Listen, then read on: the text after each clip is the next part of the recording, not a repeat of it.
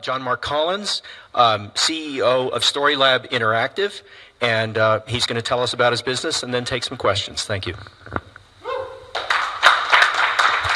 Thank you.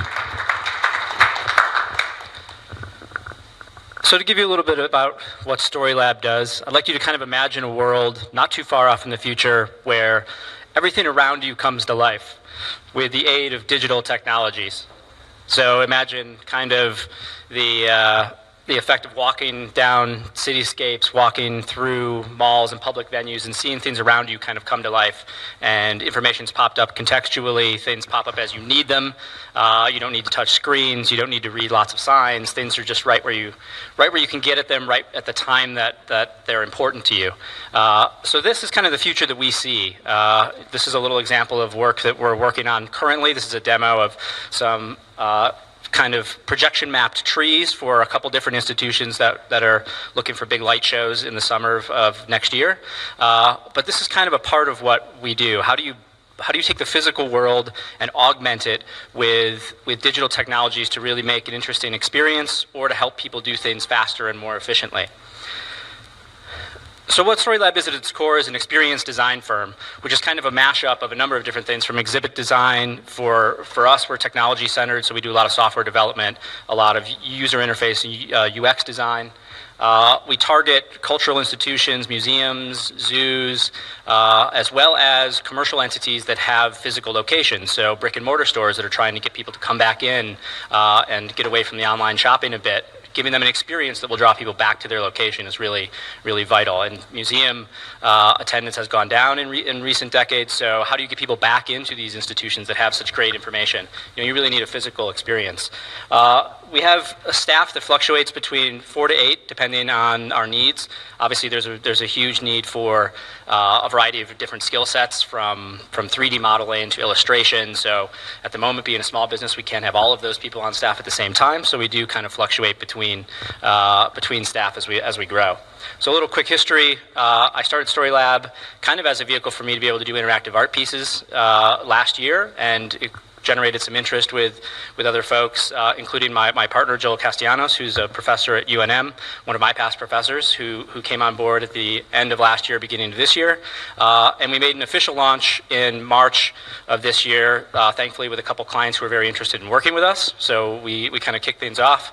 And then also I should call out Lynn Newton, who's our other primary employee, our executive producer, who's done a great job in managing our projects and bringing in some business.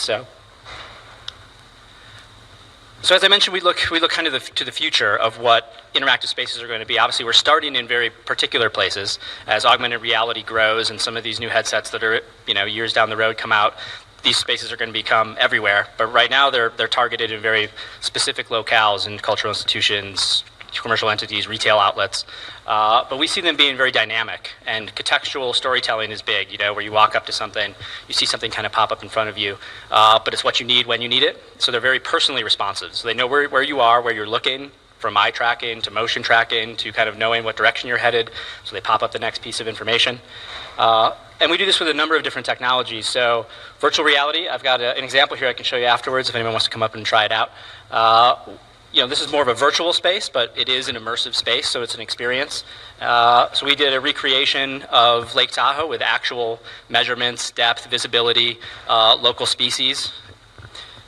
That's the demo that you can check out afterwards. We also did some augmented reality posters and other augmented reality applications. I've got a demo of Apple's new AR kit that I can show you afterwards if you want to come and check it out as well. So being able to augment a physical space with a screen, while we try to get people off the screen, that's kind of the gateway into these new experiences. And then really kind of the core of what we do is augment physical spaces in public arenas where people can come and kind of get an experience that they can't get elsewhere. So this is a project that we did with the Albuquerque Biopark at the Reptile House here at the zoo.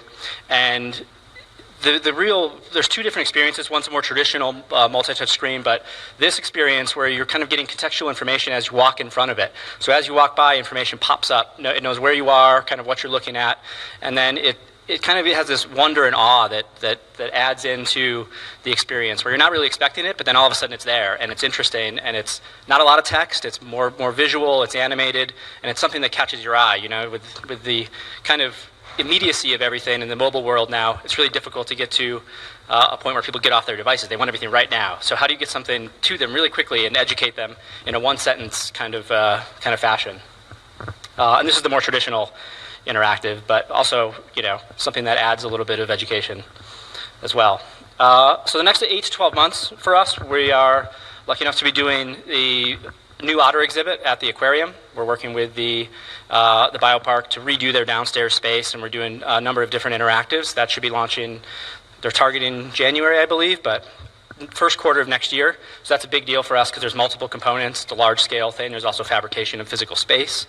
The big marketing push for us, trying to find our very unique set of clients, which is always a challenge. And then in October, if anyone's interested, we're doing an augmented dining experience, hopefully the one of many, which will be at Savoy Bar and Grill up in the Northeast Heights, where actually you'll pay for a standard kind of 5-course dining experience, but then it'll be augmented with digital experiences all around you. So the table will be mapped, you'll be able to interact with things, learn about the food as you're eating. So it's going to be a really interesting kind of new take on the dining experience. So some challenges for us, we have kind of a unique product, right? We're not selling a little widget that millions of people want to buy. It's a very unique experience. So trying to find those specialized clients is our core challenge. You've got a lot of public institutions. I mean, from what I've heard, there's more museums in the U.S. than there are Starbucks. There's lots of potential clients, but getting in front of the right person and finding them and convincing them that they want to do something like this is a different story. So that's a huge challenge. Peaks and valleys, obviously some of these projects, like the Otter project is going to be large, but then after that we might have some small projects. How do you manage peaks and valleys as a creative organization where you need very specialized talent at a very specific moment and then don't need that talent 2 months later? So managing contractors, part-time employees, that type of thing. And that kind of leads into a smarter workflow. How do you manage a kind of up and down design business is something that we're trying to figure out as we grow. And then competition, trying to figure out where we fall in the range of marketing agencies, technology companies, software companies, and we're kind of in the nexus of all three. So it's hard to say, yes, we're an ad agency or a marketing agency, or yes, we just do software. So trying to sell people in this kind of interesting market where they can see us as a standout entity is going to be a challenge. And the value that we bring to our customers is kind of giving them the ability to re-engage their customers. So, we have at Savoy Bar and Grill, the idea is to bring in a younger audience. They have a primarily older dining audience, but to get younger people engaged in culinary arts and food and wine, and how do you actually get them to come back in, get them off the screen and have them sit down and see the great things that they're creating food-wise. And then for someplace like the zoo, sometimes the animals aren't on display. With the otters, they sleep half the day. So we're trying to find a way to, when they can't look out and see the otters in front of them, they can turn around and they can get another great experience behind them, so that when the otters aren't there, when the prime focus is missing, there's something else that they can do besides picking up their phones.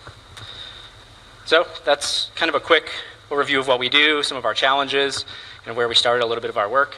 I'm happy to answer any questions or take any advice on our challenges. I'd love to hear your thoughts. Here's some of our social media, email for me as well, and thanks for the time and thanks for the opportunity to speak.